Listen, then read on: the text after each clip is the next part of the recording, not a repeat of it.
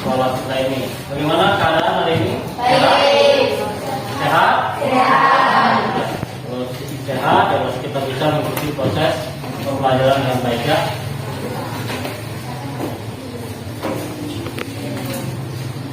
Sebelum kita mulai pelajaran, alangkah baiknya kita berdoa sebelum belajar. Ya, kita kelas, tolong dipimpin berdoa teman-temannya. Ya, mari teman-teman kita berdoa sebelum belajar. Menurut agama dan kepercayaan masing-masing. Berdoa mulai.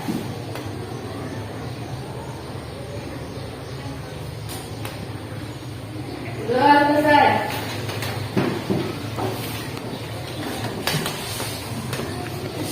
Ya. Sekretaris kelas mana sih? Ada temannya yang tidak hadir? Ada Ahmad Kak. Muhammad? Ahmad Fadli. Kenapa Ahmad Fadli ini? Ada keterangan Kak. Oh, tidak ada keterangan.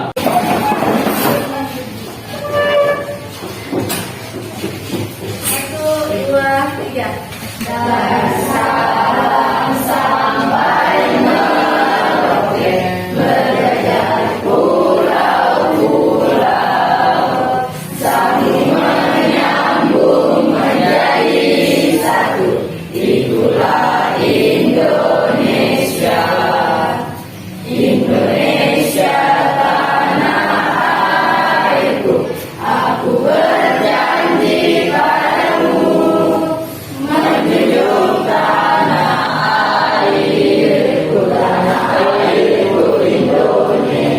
Nah, ini yang di belakang tolong di depan satu orang. Saya tidak kosong di depan. Apa di depan? Hari ini masih ingat materi minggu lalu? Apa materi minggu lalu? Organ reproduksi pada laki. Ada berapa bagian? Ada dua organ reproduksi laki. Bagian luar dan bagian luar yang bisa dilihat, bagian dalam yang tidak bisa dilihat. Jadi hari ini kita lanjutkan materinya tentang organ reproduksi pada orang tua.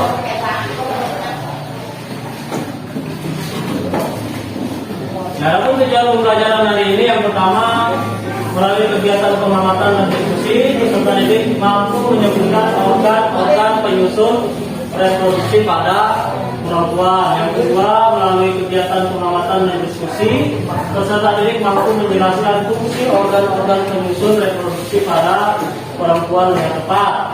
Yang ketiga, melalui diskusi kelompok, peserta didik mampu menerapkan konsep pengolahan genesis pada proses oogenesis.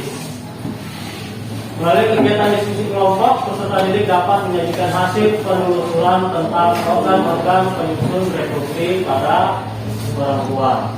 Kemudian melalui kegiatan presentasi, peserta didik dapat menyampaikan hasil penelusuran informasi tentang organ penyusun reproduksi pada orang tua.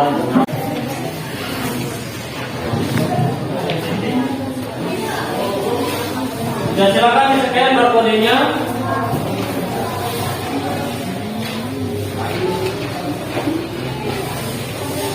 Barcode-nya seperti itu, nanti di-scan ya. Bapak kasih waktu 5 menit untuk mengerjakan probability test. Silakan.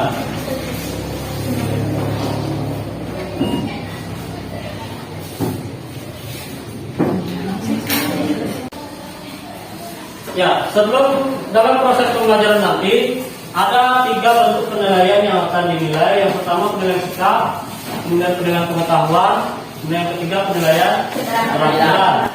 Lalu sikap yang dinilai itu ketelitiannya nanti ketika bekerja kelompok, kemudian yang kedua tanggung jawabnya. Kemudian penilaian pengetahuan yang pertama ada pretest, tadi sudah ada pretest, kemudian nanti di akhir pelajaran ada post test. Kemudian dalam kegiatan pembelajaran ada LKPD yang harus dikerjakan. Kemudian penilaian keterampilan yang pertama kelancaran presentasi. Kemudian yang kedua menanggapi pertanyaan.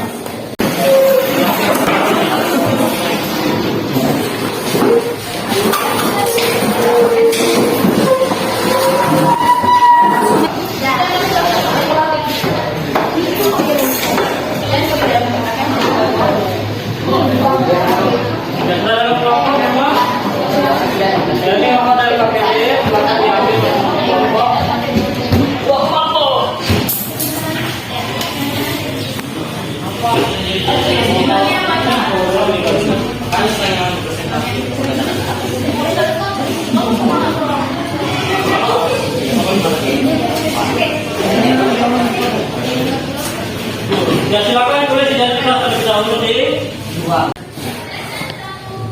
Ya. Sebelum kita lanjut ke materi, ada yang ingin bertanya? Ririn, silakan. Apakah sistem reproduksi perempuan sama dengan sistem reproduksi laki-laki? Ya, bagus sekali pertanyaannya. Jadi, apakah sistem reproduksi pada perempuan itu sama dengan laki-laki? Bagaimana jawabannya? Tidak. Tidak. Tidak sama.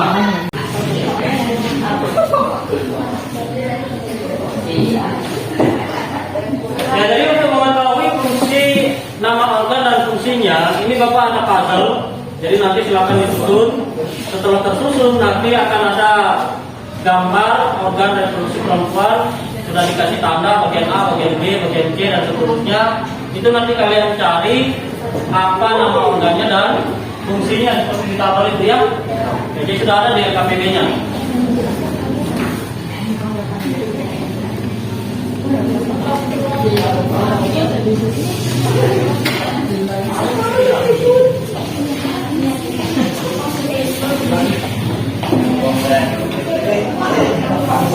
Ya, silakan disusun sama seperti dulu. Silakan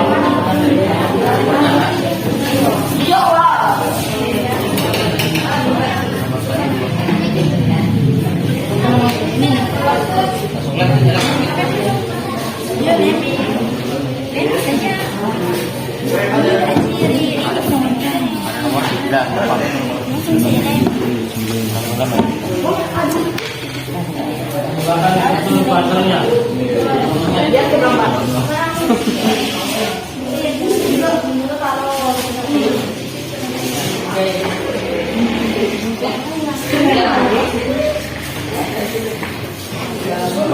Bantu temannya cari pasangannya.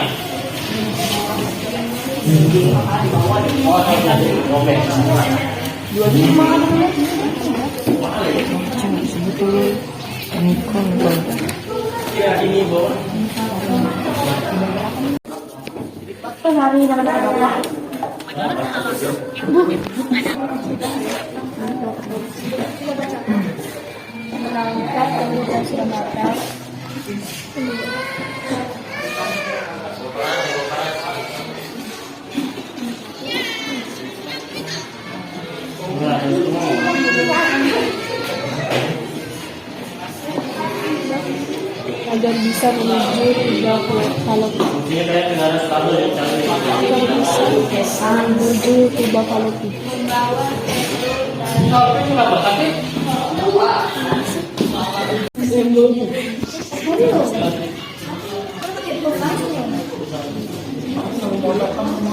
Nggak tahu ini.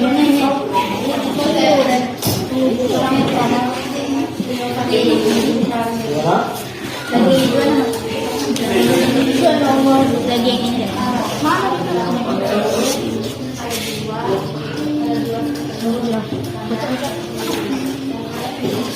Dalam proses implantasi dalam proses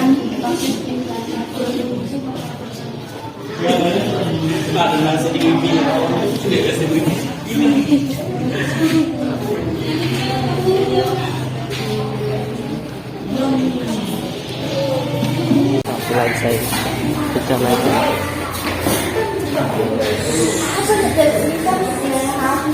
Assalamualaikum warahmatullahi wabarakatuh.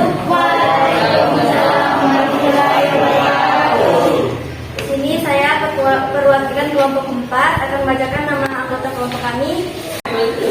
Ovarium, struktur berbentuk seperti telur, berjumlah 2 buah, terletak di samping kanan dan kiri rahim uterus dan berfungsi menghasilkan sel telur atau disebut sebagai ovum.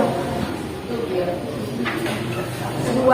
Saluran telur atau tuba fallopi ovidum. Saluran dengan panjang kurang lebih 10 cm yang menghubungkan ovarium rahim uterus. 3. Infundibulum, struktur yang berbentuk seperti corong dari tuberkulosis. Keempat, Fimbriae, struktur berjumlah seperti jari jemari yang berfungsi menangkap sel telur. Kelima, rahim uterus, struktur seperti buah pir yang berfungsi sebagai tempat berkembangnya janin selama kehamilan. Keenam, vagina, saluran yang menghubungkan lingkungan luar dengan rahim, saluran mengalirnya darah menstruasi dan saluran keluarnya bayi. Ketujuh, endometrium.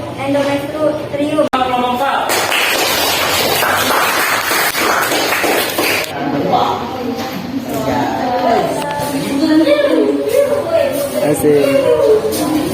Kalau bisa dituju ya yang mana dituju. Pertama, saya ucapkan Ya, warahmatullahi wabarakatuh.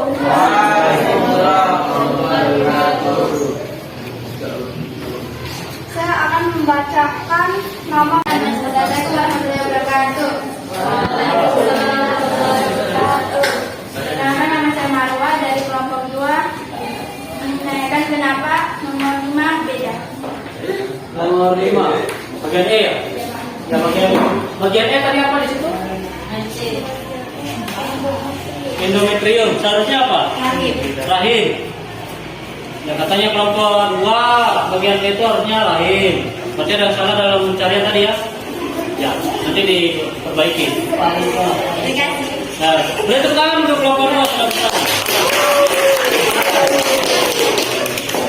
Ya kalau benar dicek jawaban temannya. Dah. Sudah. Oke, bagian B. Saluran telur. Saluran telur atau tuba, falopi atau kopi itu kirim aja nama dia. Ya, tuba, falopi. Kemudian yang ketiga. Impun di hulu. Itu menunjukkan bercorong. Dari ujung dari tuba, falopi. Kelompok mana? Ya, kelompok 2 silakan. Kesimpulan, kami dapat mengetahui struktur dan bentuk organ reproduksi perempuan. Ya, dapat mengetahui organ dan fungsi reproduksi pada perempuan. Ya, tepuk tangan untuk kelompok 2. Ya, selanjutnya. Ya, kelompok 4 silakan. Jadi materi ini kami dapat menunjukkan fungsi-fungsi sistem reproduksi pada perempuan. Salah satunya adalah menghasilkan sel telur atau disebut sebagai ovum. Iya. Tepuk tangan. Ya, dapat mengetahui organ dan fungsi pada perempuan. Yang kedua, apakah dengan metode diskusi kelompok belajar menjadi lebih menarik? Ya. Apa bisa?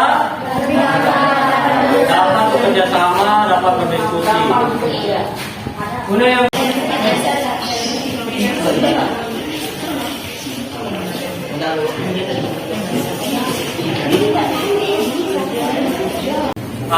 pertemuan berikutnya kita akan mempelajari tentang gangguan atau penyakit pada organ reproduksi pada manusia ya.